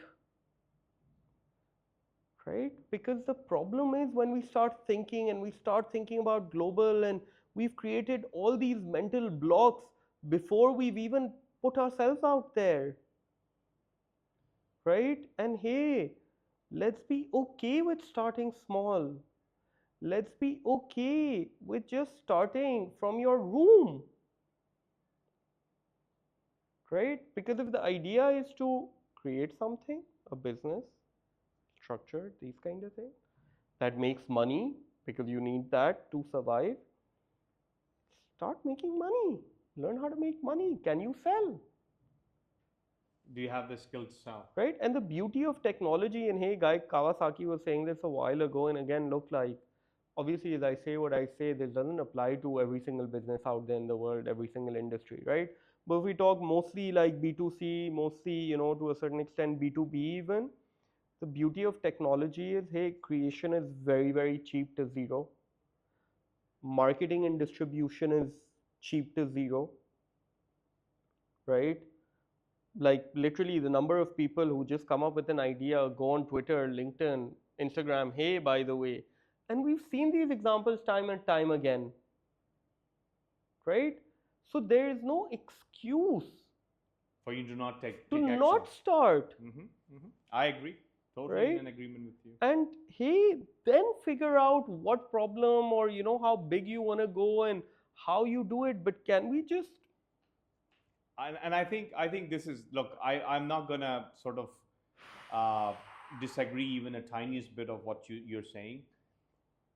Well, what I meant, or what I usually have the driving factor, is that imagination is far more important yeah, yeah, than intelligence and intellect, right? I think Einstein said it. So when you have this ridiculous imagination, you must be action oriented, right? yeah, Execution biasness is very important. So just if you think about something this morning, we talk about rapid experimentation here. You talk about something to me in the morning, you have an idea, and if you haven't really taken 2 3 steps, don't even come to me. that you have an idea. That's the training that has to be learned, right? That has to be sort of taught, right? Now, my question to you is, right, imagine somebody gets started with just business mindset, right? And I think that one particular differentiation that I had to draw, especially in Pakistan, that when you are saying start a business, you, on a subconscious level, because I have gotten to now, understand your thought process, you are talking about running a business with human centric, customer centric, slash entrepreneurial mindset, right? Often, what people are not able to differentiate, I have noticed in having spoken with hundreds of aspiring Hmm. founders now, entrepreneur is someone who identifies a problem, Hmm. and even if it's a well rehearsed playbook, they keep that customer centricity at heart, right? And then that dreaming part, when Bezos started with this little room, he still called Amazon because A to Z was always Hmm. the part of his plan. So that imagination and that vision drove him to make Amazon the way he made it. So if somebody just starts to do trading, there's nothing wrong with it. That's a stepping stone. Yeah.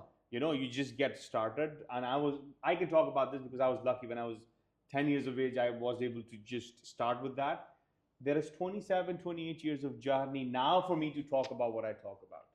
And this is what I say, right? Like, number one, like, as we're talking about these things and just like to summarize, number one, hey, who said it's a race,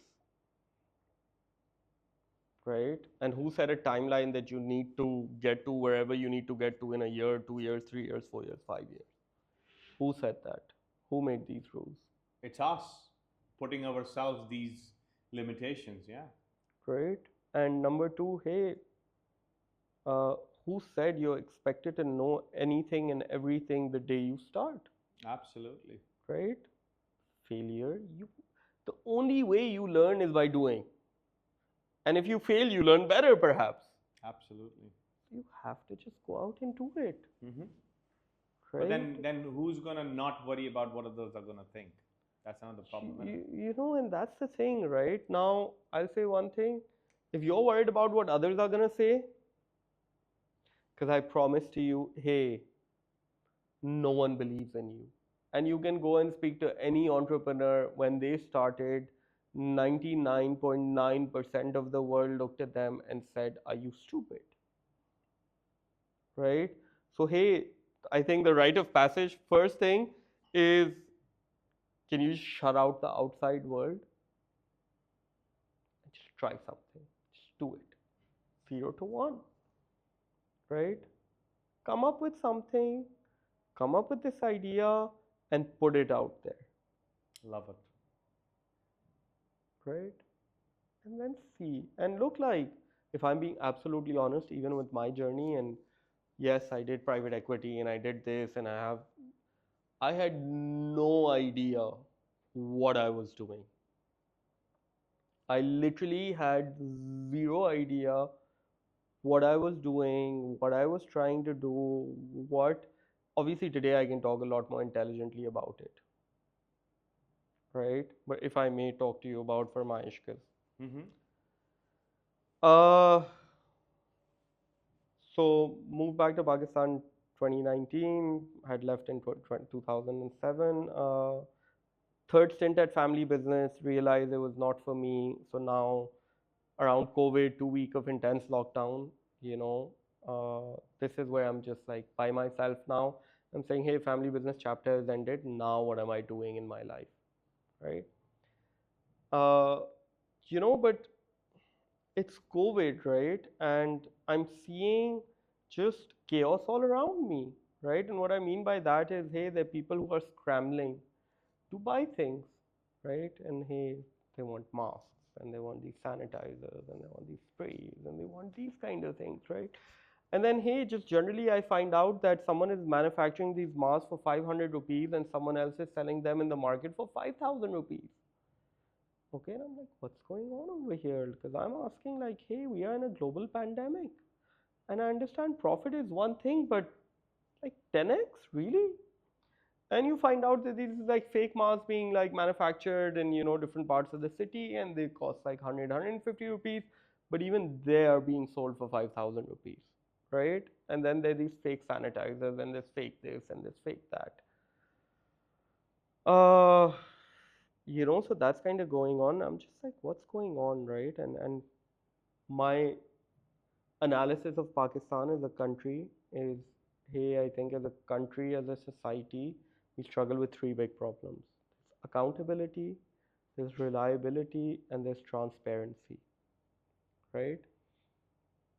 and hey, apply it to anything and everything, and you see it, You summed it all up. right? It's accountability, reliability, and transparency. Summed it all up, man. Yeah, this is, and hey, Wow. education institutions, government institutions, just apply it anywhere and you will see these three problems. Very smart. Man, I love it. Uh, right? So, hey, I'm seeing, number one, like just it hurts, right? Because people are struggling and, there's so much fake shit, number one. Number two, hey, for ridiculous amount of money, and perhaps not everyone can afford it, right? And there's a lot of misinformation out there, so you're thinking everyone's just gonna die, right? So this kind of going on at the same time. Hey, obviously having lived in Canada for 12 years and then moving back, you get spoiled, right? You want certain products and these kind of things, and I want my foaming face wash, and I want my Sensodyne extra soft toothbrush, and I want it, and I go online and I type it in, and they're showing me cat litter and Surf Excel, and I'm like, what's going on over here, right? Because this is basic. And these are the platforms that are actually big platforms. Yeah, right. Because it's 2019. I'm saying, hey, let's see what like our big players are doing, So I'm typing in Sensodyne Extra Soft toothbrush. I'm seeing these results, and I'm like, I don't understand how this is working. And I'm like, okay, chalo, maybe like there are a few stores that have this, right? So I call up one store. I'm like, hello, assalamu alaikum, do you have this available? And the guy's like putting me on hold. 5 minutes else, after 5 minutes, someone else picks up, hello, and I'm like, hello, assalamu alaikum, do you have this? And he's like, I'll put you on hold, I'll get someone else. Third person comes, as soon as they say, oh, hello, he shuts the phone, right? And over here, I quickly realize, hey, like your store guys are not incentivized to serve a customer calling on the phone. Because, hey, it's a really big deal if you show up to the store and this guy gets up to help you, right? And I'm just sitting there and I'm like, it just seems very, very hard, right? This seems hard. And then literally, like, it's midnight. I'm socially distancing with a friend. I run out of cigarettes. I used to be a cigarette smoker at that time. And now I want my cigarettes, right? And I know there's a lockdown, so not every store is open. And then some guys are charging whatever price they want because they know that, hey, there are only a few stores. I'm just hoping I can just message someone to go and do all this due diligence for me, who's going to give it to me the cheapest because I want a good deal, and then just deliver it to me, right? So that's kind of where the idea just started, where I was like, okay. Interesting. So that was a real problem. So you had that entry point Yeah, to solve the problem for people. I just said, hey, there's like, it's hard to get what you want. There's a lot of fake shit around, you know. It's just, it seems so incredibly challenging. There's a communication problem, right? Where if I'm trying to talk to someone, maybe they don't understand. So it's me. And hey, this was like first principles, like truly first principles, because I looked at Amazon. Amazon's cracked discovery exceptionally well, pricing, execution, same day, next day. So now I'm saying, okay, there's products all across Karachi. I'm pretty sure we'll figure out a way to find them. So there's me, there's an Instagram page, there's a Facebook page, a WhatsApp number, and one delivery rider from my house. And I started with 100,000 rupees. Right? And that was the beginning of Farmaish. And I had no idea what I was doing. And fast forward, where are you now? Oh, wow. So mashallah, we've, doing multi-million in GMV, thousands of orders. We created something absolutely incredible, right? I think we've created something absolutely incredible. We're not that big. But hey, we really give a shit. And our customers love us. Quality. Right? Hey, I was very inspired by the YC Startup Playbook. It's a great playbook for anyone thinking of it. And they said, hey, your aim is to get one person to love you. Not like, love. Because there's a difference. So if you get one person to love you, then get 100 to love you, then get 1,000 to love you. Right? So for us, day one, it was like, hey, we're going to do whatever it takes. But our customers are the most important. Right? I say, hey, we'll give our life for our customer, and people are like, calm down, that's too intense. But really, we really, really care, right? And I don't care how you've made your money, but hey, I very seriously believe you deserve respect, Because you're paying for it, right? So you should get right? what you should get for But the value. even if you don't, you know what? You want to come WhatsApp us and you just want to shoot the shit, it's going to take my resources. But that's okay. That's okay. And hey, we've seen people contacted us and they're like, hey, I need mental health. Like, help. Can you recommend someone, right? To someone in Lahore, and this was around COVID, which is, hey, I need this like medicine, and I have someone who's gonna like not survive, right? And obviously, this is not our job. This is not, but hey, all of a sudden now I'm going into my personal WhatsApp group. I'm saying, hey, there's someone who needs help, and can someone help out? And someone's like, okay, I'll connect you to someone, and then hey, we were actually able to somehow get that person medicine in Lahore. Isn't it beautiful? And uh,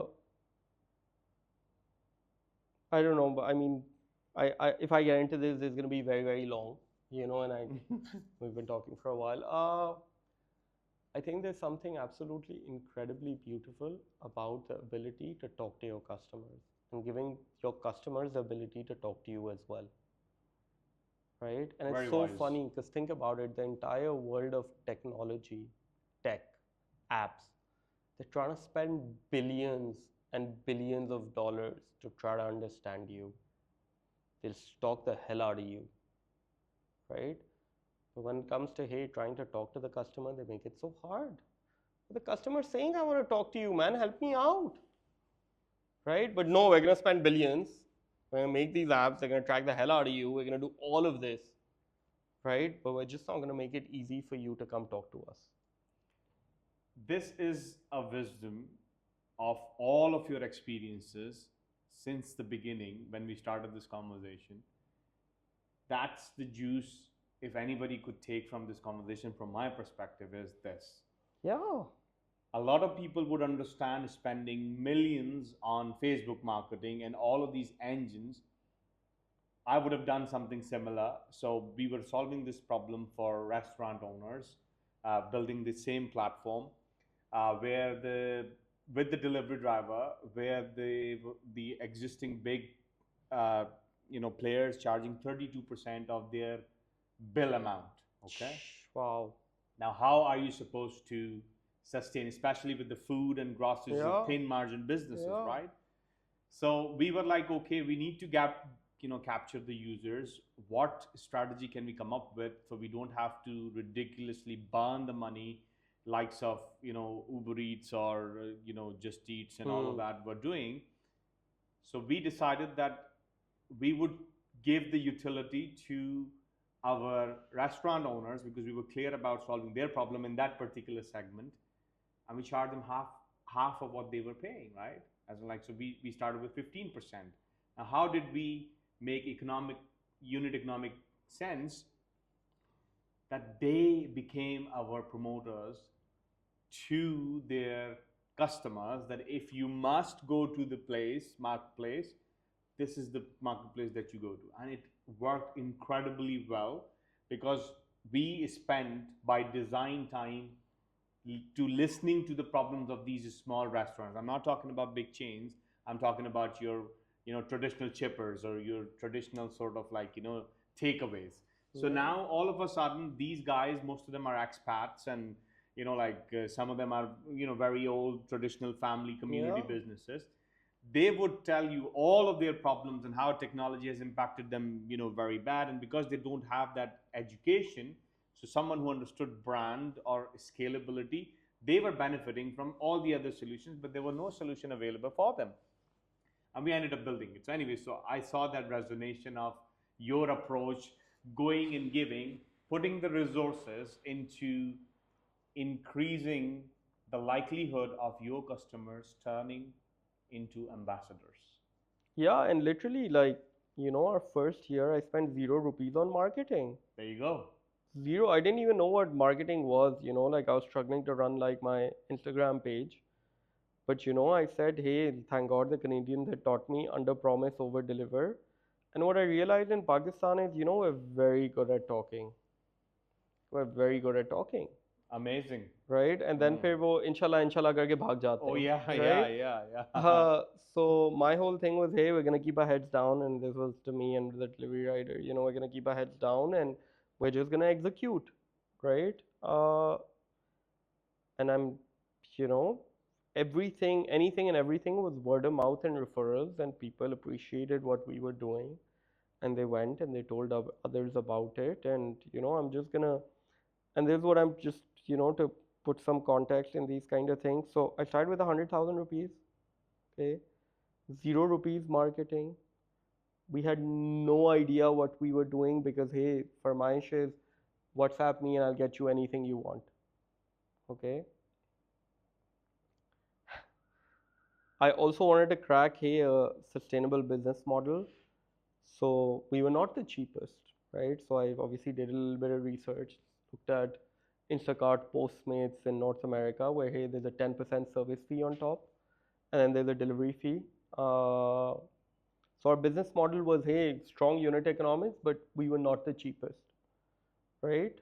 Uh, and towards the end of the year, we ended up generating about $100,000 in GMV, right? Beautiful. If anyone asks me how, it's very simple. We really give a shit about the customer. It's so funny over the past 5 years because I've been rambling, hey, I want to build the most customer obsessed company in Pakistan, and we want to push what it means to be customer obsessed and all of this customer, customer, customer, customer. And I've gone in so many different rabbit holes to try to understand what does that mean, right? So I'm very curious. If I were to ask you, hey, what is like customer service? What is that? In my opinion, being able to know your customers so well that you can identify their need better than they can actually identify their own needs. To me, this is what customer obsession looks like.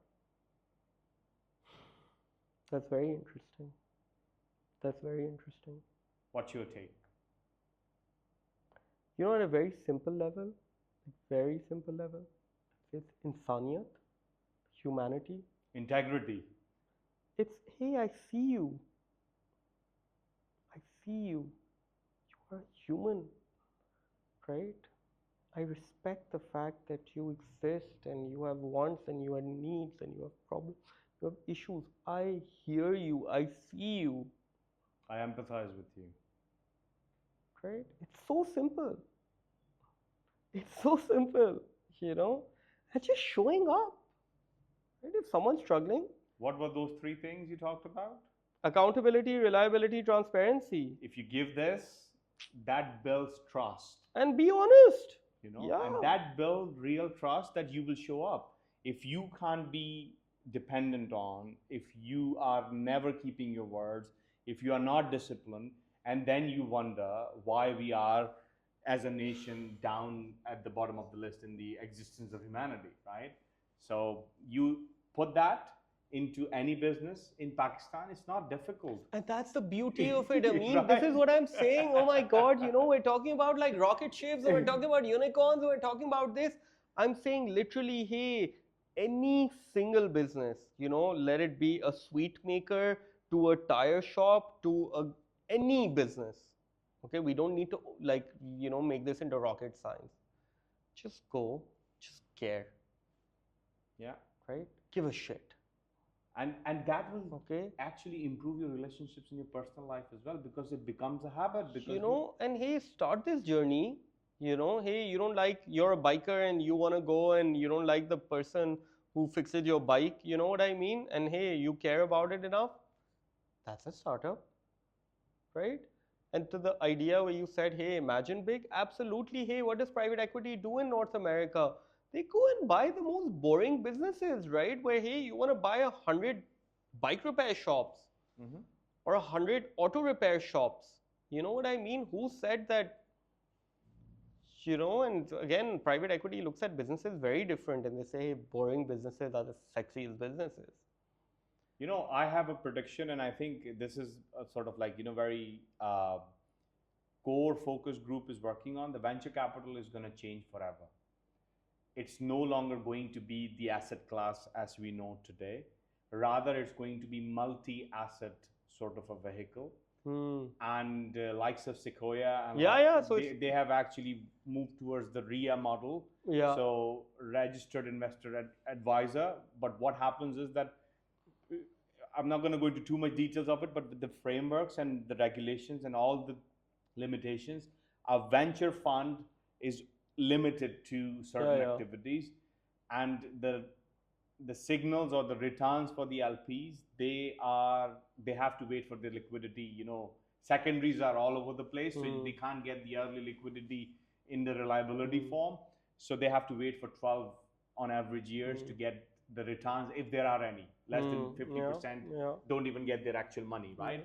So what's going to happen is the future is going to look like is what we are talking about, that you have the private equity, that you have boring businesses, then you have these big businesses which are sending people off to Mars, and it's all going to be like a mixture of how the beautiful team works. So may I, to the whole Sequoia move, and then I think a couple other funds also like started doing this. And you know what my understanding or key takeaway from it was, where hey, these guys realized that we left money on the table. Big time. Because what they realized is, hey, majority of the returns these companies generated were post IPO, right? So if we just invested in Google day zero and we just continue to hold, you know what I mean? Like, we don't ever need to go and make other investments, right? So that was the case what they saw with, hey, Google and Meta and, Amazon. So the whole idea, which is, hey, build beautiful business, let them continue to grow, continue holding them, and you'll continue to make money. Oh my God. Surprise, surprise. Surprise, surprise, right? So it's like, okay. That's amazing. That's amazing. Hamad, it's been a phenomenal conversation, and I think we could go on for another hour or so. Before we wrap this conversation up, I have two questions. Number one, what's next for Farmaish? And number two, what we do here, right, is that we talk about the 3% who dare to dream and redefine possible, right? So you probably would have seen that this is where our key market segment or focus is. So we often talk to people about, or any guest who comes in, that what are the three things that you think they must have in their toolkit, right? So the last guest who was here, they talked about ability to see beyond what's visible, have grit to pursue, and take risks along the line, right? So these are the three things that they believe is a must for someone who dare to redefine what's possible today. So what's that in your opinion? So two questions. So first, I'm going to quickly answer for Farmaish. If I'm being honest, I think we've built an incredible business, but I've shit the bed when it comes to marketing. So we've done a terrible job of telling people that we're out there and we exist. So I take full accountability and responsibility for that, and it's my responsibility to change that. Is that why you're here for the first podcast ever? Maybe, you know what I mean? I think we had a really interesting conversation, and I enjoy this. But yes, absolutely, right? I think it's about time I put myself out there. Most definitely. So that's kind of what's going on with Farmaish, and hopefully a lot more people will hear about it. The second thing, right? And it's amazing, where this question you asked, and it's like, there's this universal wisdom that just keeps being repeated in different words, right?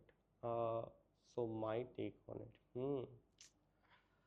I think the first thing, and the way I see it is, we're so busy lying to each other.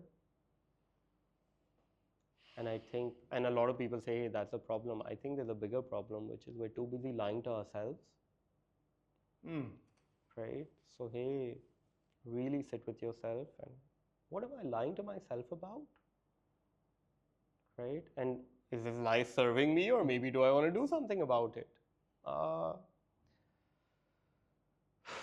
Number two,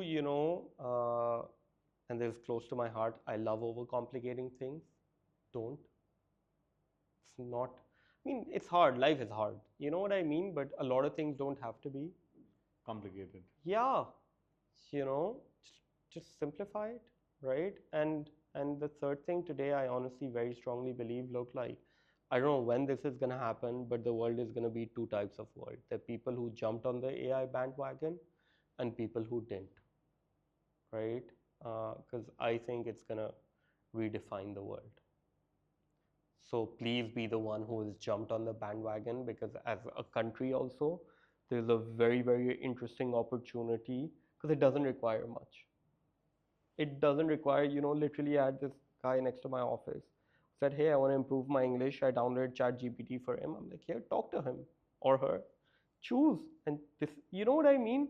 So we've already had the ability to learn anything. Okay, sure. Now they've made it even easier, right? So jump on this bandwagon, experiment, in any way, shape, or form, get good at it, right? You're a very wise man, Hamad. And I think it's, once again, all the life experiences and good and bad and living all the emotions and celebrating all of those emotions, or, like understanding the depth of it. So, what I am taking from what you just said, right, is be honest and truthful to yourself, because if you can't be truthful to yourself, chances of you being truthful to others is very slim. Then you talked about, what was the second thing you talked about? Stop overcomplicating. Oh yes, that's close to my heart as well. I sort of tend to do this. Maybe it's the Pakistani thing that Chinese ambassador was talking about. No, but it's like, hey, being a thinker is good, right? And over here, while I'm here, may I just throw in one beautiful quote? Yeah, right? I think this is very, very close to my heart, and perhaps this will summarize a few of the things. The mind is a beautiful servant, but a terrible master. So learn how to control it. Wow. Right? Yeah. And the last thing what you said is also very smart, and I think you're the first one to actually have given us a very different perspective. The world from now on is going to have men in the machine, either in a relationship of friends or working together, or a foe. You don't want to have this machine, what humans have created, as your foe. And if you're not going to build that relationship now, you're going to be doing yourself injustice on an incredibly different level this time. No, absolutely. And and it's close to you to, hey, how can we push Pakistan? How? And a lot of people are talking about that and they want that, right? And I so incredibly strongly believe, hey, there's this technology that to a certain extent has leveled the global playing field that you had earlier talked about in a very interesting way. Now we don't have to play catching up, right? Now we can literally be so forget about what has already happened. You don't need to chase up. Yeah. Jump on the bandwagon, get very, very good at it, because hey, it's happening. It's going to happen. It's going to have a huge impact on the world. It's going to have a huge impact on a lot of our industries as well. Right? So let's jump, get really, really good, so that, hey, when the world is very big on AI and we've jumped on that bandwagon, now we can compete. And just to finish this thought, right? Look, it's not just because we are from Pakistan, we talk about these things, and I think you have the same perspective from the conversations we have had so far. Everyone else, the emerged markets believe in our talent. Emerged markets believe in what we have to offer. It's just we are our own biggest enemy. And let's end this conversation on here. Thank you. It was an absolute pleasure. Thank you so much, Amin. Thank you so much. Thank you.